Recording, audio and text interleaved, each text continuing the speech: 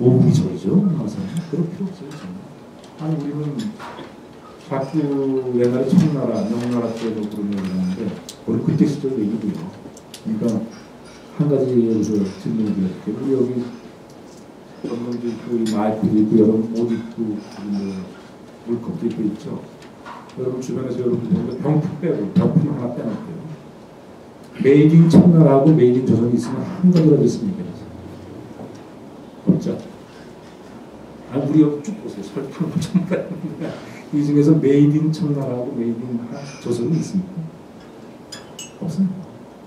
그럼 뭘 있는지 우리는 다른 세계에서 청나라, 명나라 시절 자꾸 미투 얘기하는데 그 시절 얘기니까 우리는 서구 질서에서 살아가는 거예요. 서구가 물질 문명에 관해서는 전 세계에 휩써버렸기 때문에 더 이상 같은 말이 없게 돼요. 이건 제가 있는 거죠. 이게 조선 거니까. 이게 어디 거예요? 우리나라 딱 하나도 없어요. 그런데 놀랍게도 동양에서는 일본, 한국만이 이 질서를 제일 먼저 이해했죠. 일본이 제일 먼저 이해를 해서 선택이 됐고 우리나라도 그 못지않게 서구의 질서를 잘 이해했던 국가가 우리나라예요. 그러니까 중국이 뭐 명나라, 청나라 때 뭐 얘기하는데 원시시대 때 얘기하는 건 똑같은 얘기고 자기는 뭐예요? 자기는 뭐래요? 자기는 지금 자본주의 받아들이지 않습니다. 자본주의가 자기네 거예요. 지금 뭐 하다가 안 되니까 자본주의 받아들이잖아요. 자본주의를 운영하려면 중앙은행이 통화정책 해야죠, 이자정책 해야죠, 재정정책 해야죠. 그러다 어디서 배웠어요? 미국 가서 배웠죠. 그런 뭐 상황이 그런데 뭐 중국이 뭐 과거에는 뭐 자기네가 대국을 그건 과거의 얘기고 지금 뭐 100년간 사실상 식민지였어요. 중국은 100년 동안 식민지였어요. 그러니까 우리처럼 한국과 일본한테만 먹히지 않았던 이유는 한꺼번에 많이 들어갔어요. 중국 땅덩어리 먹으니까 독일, 영국, 프랑스, 미국 한꺼번에 다 들어갔어요. 근데 지네끼리 경쟁하다가 한국 국가가 못 먹은 거예요. 하지만 식민지예요. 뭐 그러니까 그 정도 수준의 국가가 무슨 뭐 그러니까 중국이 지금 뭐 무슨 뭐 언어도 많죠. 돌돌 피빈 뭐 베라벨 용어로 다 가는데 강성으로 나오는 용어가 있다면 일단 컴플렉스입니다. 그 이상도 이해하고 아니에요. 컴플렉스를 갑니다. 그 다음에 컴플렉스는 왜 나오냐 하는 문제가 생기는데 여태까지 학계의 정석은 이런 거예요. 이 경제학과는 달리 정치학은 이제 어느 부분에 굉장히 발달된 기법을 갖고 있냐면 우리가 지배를 하려면요 그냥 지배가 안 돼요. 이데올로기가 있어요. 이데올로기가 있어요. 그럼 우리나라 같은 경우는 이데올로기가 뭐냐면 자유민주주의, 자유민주주의, 자본주의, 인권까지는 아직 안 것 같고 뭐 통일 이런 게 우리 지배 이데올로기.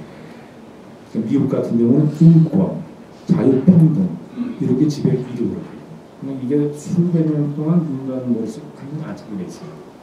그러니까 미국 사람 같은 경우 여기에 어긋나는 게 있으면 뭐 알레르기만 하는 거예요. 이게 지배 이데올로기. 중국은 뭐였냐? 공산주의죠, 당연히 공산주의죠. 공산주의인데 등소평가에서부터 민주주의가, 자본주의가 들어오잖아요. 자본주의는 필연적으로 이거랑 안 맞거든요. 자본주의가 공산주의 자꾸 잠식해서 들어갔어요. 잠식해서 들어가다 보니까 좀 붕괴되잖아요. 이건 지배 이데올로기가 붕괴된다는 거예요. 근데 여기에 대한 대체로 내세우는 게 민족주의예요. 뭘 다시 한번 묶어야 되거든요. 묶는 방법을 이사람 찾는 게 민족주의가 그게 중화주의예요. 그래서 밖에 나가서 저렇게 뻥뻥 소리치고 의수되는 이유가 바로 내부적인 요인이지 외부적인 요인은 아닙니다. 근데 내부 문제가 급하니까 외부적으로 이렇게 오바이트적인 나온다 이렇게 그 문제가 있습니다. 자, 이와 같은 진단이 만약 났다면은 우리나라가 만약에 이제 시스템, 아까 체제 자체를 변혁해서 중국을 압박하는 전략을 쓴다면 중국을 압박하는 수밖에 없어요. 근데 우리 힘으로는 지금 안 되거든요. 중국이 이런 시츄에이션들. 그런데 영국에도 작년 말 2011년 11월입니다. 11월 여러분 Foreign Policy라는 저널이 있어요. 거기 힐러리 클린턴 장관이 국무장관이 직접 기고한 건 거의 없는데 직접 기고를 했어요. 그 직접 기고를 했는데 향후 미국의 대동아시아 전략은 중국 압박 전략으로 가겠다는 걸 명시시켰어요. 그래서 몽땅 지금 끌어들이고 있어요. 첫 번째 끌어들인 게 요새 싱가포르 있죠. 싱가포르가 말라카 해협을 이렇게 쥐고 있어요. 싱가포르에 있는 거 말라카 해협을 봉쇄시키면 중국이 물자를 운송할 수가 없어요. 호주로 돌아서 가요. 근데 거기에 인디펜던스함이라고 미국이 최근에 개발한 스텔스 함이 있어요. 눈에 안 보입니다. 함정을 8대 배치했어요. 대당 가격이 4억 불에가 4,8에서 32억 불어치를 배치했어요. 싱가포르에 처음. 그 다음에 호주에 지금 미국 해병대 들어가는 거 아시죠? 다민이라는 지역에. 그 다음에 호주 미국 역사상 처음으로 미군이 상주를 하게 됐어요. 필리핀 같은 경우는 지금 수빅베이 아직까지 조약상으로는 동맹국입니다. 수빌만하고 클라크 공군기지를 부활한다는 보장이 없습니다. 베트남은 다낭항을 지금 미국이 사용하는 걸 교섭을 하고 있어요.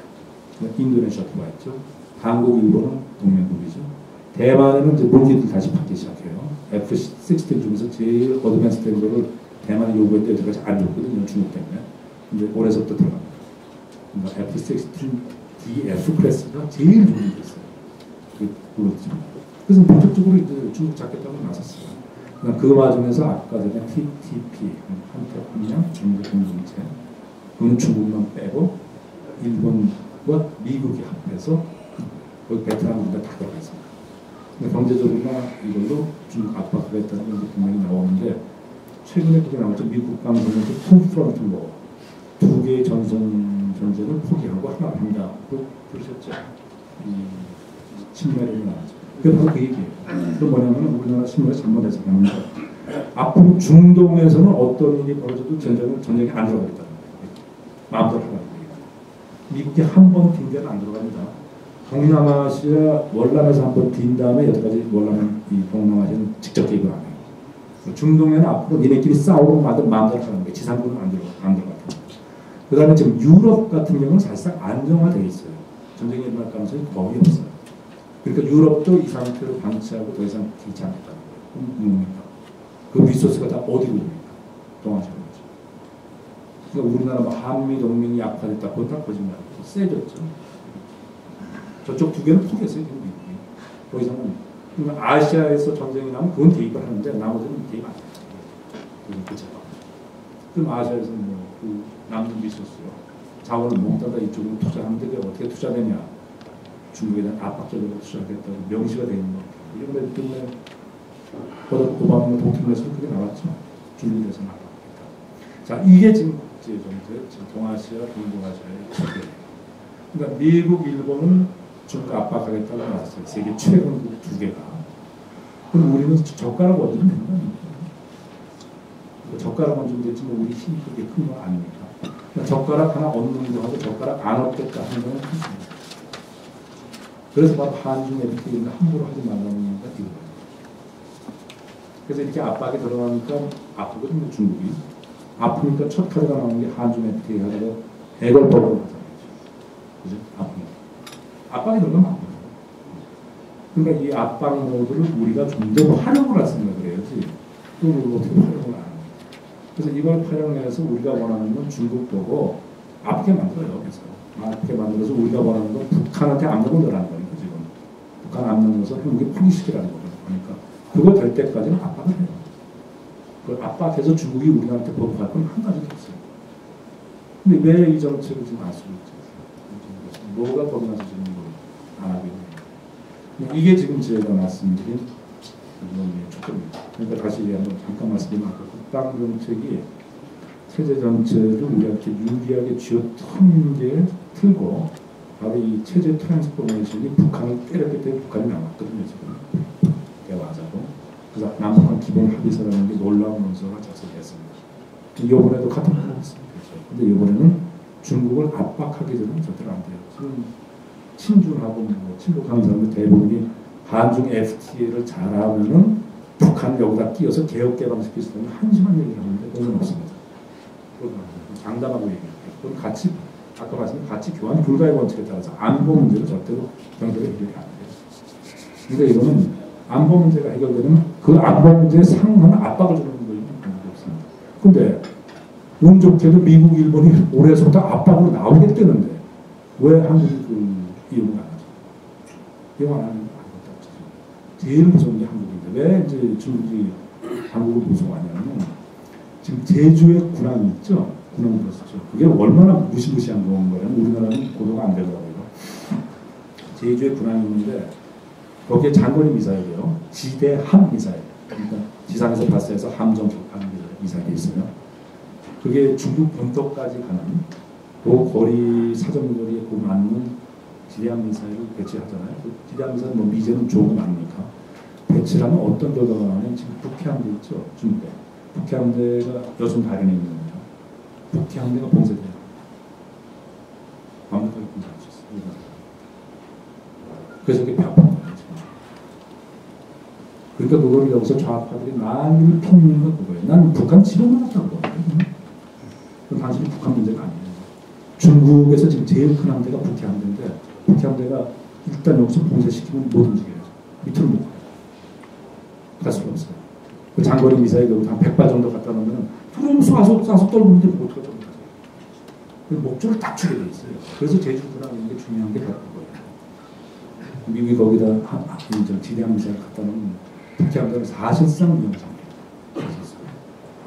그러니까 그런 전략적인 아픔이 있거든요. 그러니까 이 한국이라는 게 자기네 코앞에 딱 있기 때문에 상하이하고 북쪽에 코앞에 딱 있는 지역이기 때문에 여기서 뭐가 움직여도 아파요. 중국은 아프게 돼 있어요.